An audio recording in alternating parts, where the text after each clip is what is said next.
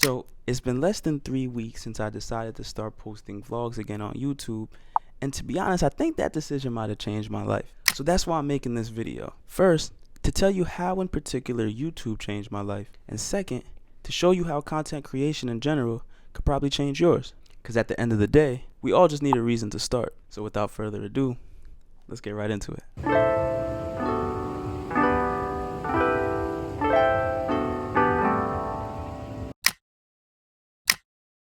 The issue I'm having is I can't say I'm as excited for the future as I am about the past. Now, it's been such a battle just to wake up in the morning. The reason I'm making this video is because the last couple times I've been in a similar situation, the thing that's happened next always turned out to be this really cool thing. As I try to find some balance, maybe I could show some people, bring some people along and help some people. I feel like that's what life is about. The greatest human act is always to inspire.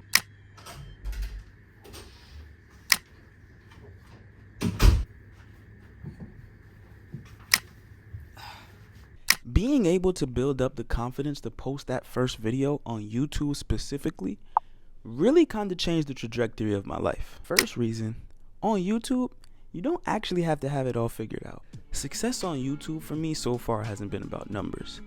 It's the fact that I can edit a meaning onto a life experience that normally would have just gone unnoticed. Therefore, it makes life that much more enjoyable, because it trains your mind to find value in every moment. So let this video be proof that it could be very beneficial to document your life. Why? Because life has the potential to be amazing, every moment of it.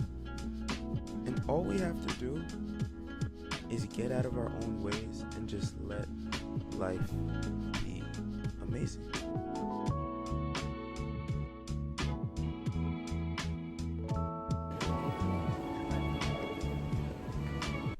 I'm gonna keep it all the way honest with you. Knowing the type of anxiety that I have, if it wasn't for the sake of trying to find a story in the moment so I could make a video, I would have had the biggest mental breakdown in that airport. They would have had to carry me out, man, on a stretcher to try to find something to calm me down. And I'm not even, people who know me for real know exactly what I'm talking about. That situation could have been so bad, but because I had made that first YouTube video and I wanted to hold myself accountable and keep posting and to find some sort of consistency and find some sort of strength in something, I pulled out the camera and I started to record. But it's even now when I watch that video back, I'm so proud of that moment. I really can't put that moment into words. It's I don't know if I captured it enough. I even said it in the video, that was really something special for me. I hate to admit it, but in a month, I'll be 24 years old and I still don't really have a clear idea on what it is I want to do with my life. At heart, I know I love to tell stories. That's why I love to make music. That's why I love to write. That's why I really enjoyed being a teacher, because I got to share my story with the students, and each and every day I got to learn about their stories. So I feel like that's the reason why I've fallen in love with making these YouTube videos, because YouTube has given me a space to tell stories. And like I said earlier, I don't have it all figured out. When I posted that first video, I didn't know that 3 weeks later I'd be sitting in a hotel room, telling you this story in Vietnam. I didn't know that. But YouTube as a platform has given me the space to tell stories as I'm figuring it out. And at the time of recording this video, I think the channel has about 151 subscribers and how many views. But it's not about that. It's these stories are resonating with the people that are watching it, and I am getting a lot of feedback oh my gosh, I really resonated with this, or this was so cool to watch. And honestly, it gives me a reason to wake up every morning and to go out into the world and look for a story to tell. Who knows where this will take me, but again, that's part of the story. Now for the second reason, the YouTube algorithm is actually very respectful. There really is no such thing as failing on YouTube, because every video you make, you're just adding to your library of content. So you might make a video today that'll blow up a few weeks later because your consistency over time has allowed for a particular audience to believe and trust in your journey. The investment you make in uploading videos on YouTube is a slow grind. Like, it's really a slow grind, and it can act like a breath of fresh air in the world of instant gratification when talking about short form content. And my issue with short form content, I think it's just a little too quick for the style of videos that I want to make. You know, it's a lot harder to develop a story in 15, 30, or 60 seconds.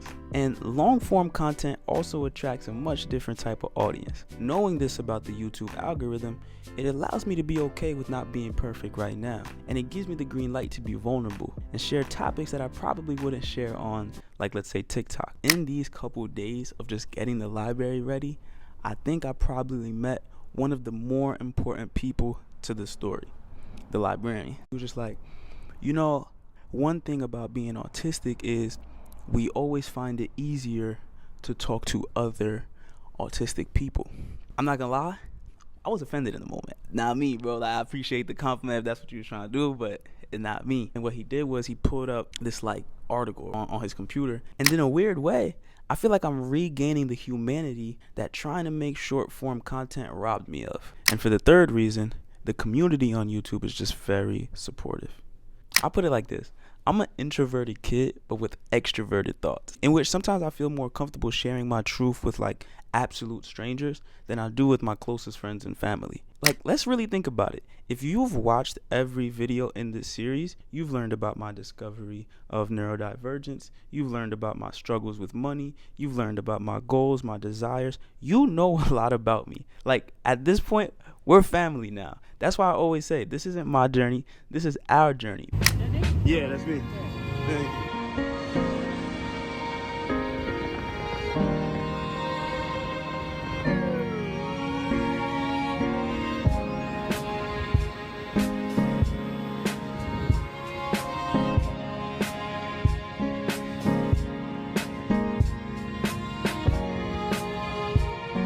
So if I had to repackage all of this information for somebody else who wanted to start a YouTube channel in 2024, this is what I would tell them. First, I would say just the simple fact that you have this gut feeling to do something should be the only sign that you need to do it. Life isn't as complicated as we make it seem. We have to find a way to get ourselves in the habit of trusting our intuition. Our intuition is here to guide us, nothing else. So that'll definitely be step one. Follow your intuition. Second, change doesn't have to start off in this drastic manner for you to feel the effects of it. You don't have to book a one-way flight to Vietnam in order to feel different in life. Change can actually start out very small.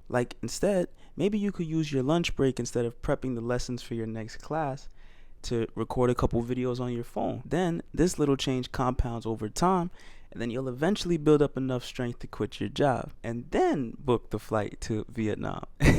That's what I did. And then lastly, with the momentum that you've now built with all these little changes, try to find it in yourself to get out of your comfort zone. And what I mean by this is change your environment. Get into a space where you'll feel uncomfortable, because it's within this space that you'll find yourself doubling down on your systems and your process. That way you really dive deep into what it is you're doing, so the change that you did create for yourself will stick. That's what I've been doing here in Vietnam. So hopefully somebody could watch this video, use these tips to start their own channel. And that's all I got for you guys today. Thank you for watching. I really have nothing to complain about, man. Life is good. Life is good. I don't know if I could have said this 3 weeks ago, but right now I got nothing to complain about, man. Life is good. It's Wednesday, just chilling on the beach. Nothing to complain about, man. Like I said, I don't know if I could have said this 3 weeks ago, but life is good.